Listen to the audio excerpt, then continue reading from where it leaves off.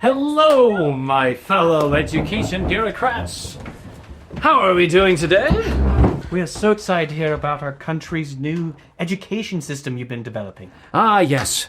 I've just returned from Prussia, where I've seen exactly what our model of K-12 education should look like for America.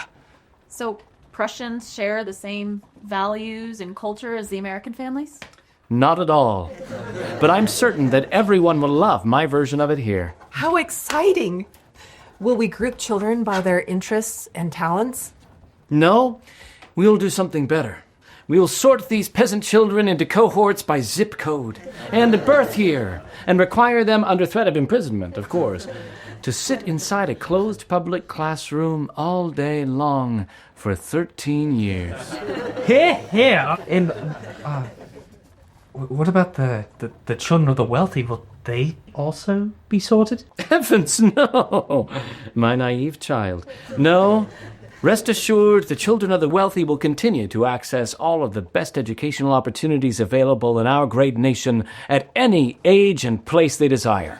This will free them up to access private tutoring, trips to museums and zoos, piano lessons, horseback riding competitions, and more.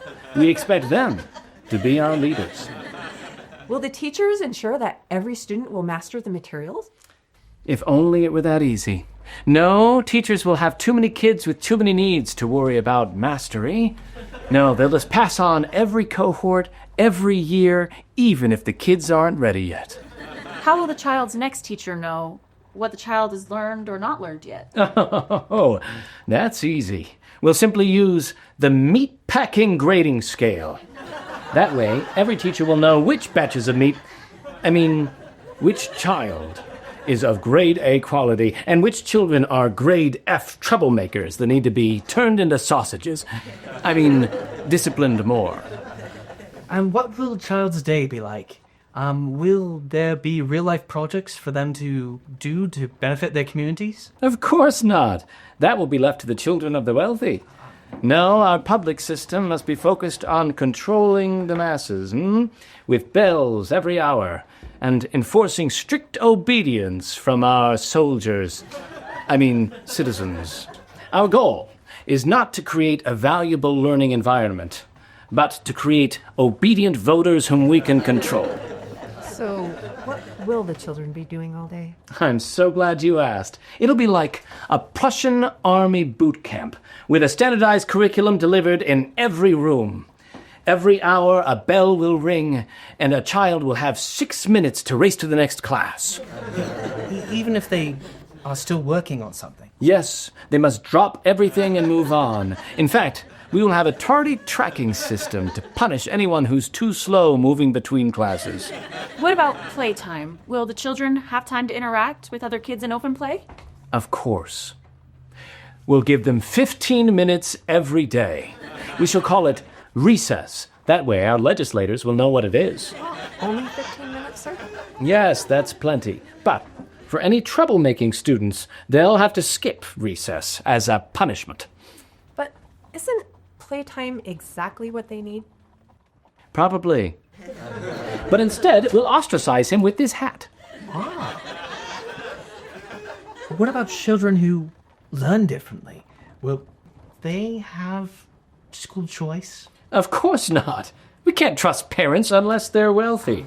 Everyone else will have to go to the public school assigned to them. But don't worry, we'll standardize everything, so every public school will look exactly the same. If we standardize everything, does that mean each school will be equally funded? No, they will be standardized in every way except for funding. What do you mean, sir? The funding for each school will be determined by the average price of homes in the neighborhood. Won't that lead to the poorer neighborhoods having less funding than the wealthy? Yes.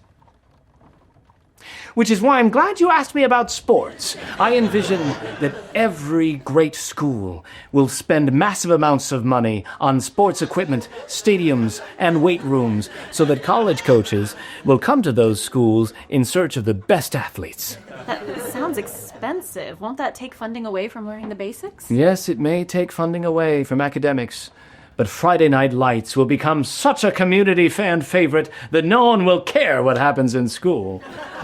Is this really the best education system that you've discovered in all of your travels? Well, it may not be the best education system for kids, but our nation needs our young people to be raised like soldiers just in case the British come back to take over again, and our factories need obedient workers. So once a potential British invasion seems unlikely and factories are moved overseas, then can we create an education system that focuses on the well-being of the child? You found the only flaw in my plan. If parents realize that they have choices, then we'll have to focus on the well-being of the child. I fear that one day there will be something called the internet. And what will they find there, sir? Horrors! Families may discover that they can actually tap into all the educational resources available. Public schools, micro schools, homeschooling, and more. I perish the thoughts. Now, my fellow education bureaucrats, I have one more piece of terrible news. Parents can now get started by downloading a free personalized education toolkit and read Open Education at opened.co/book. Let's pray they never do.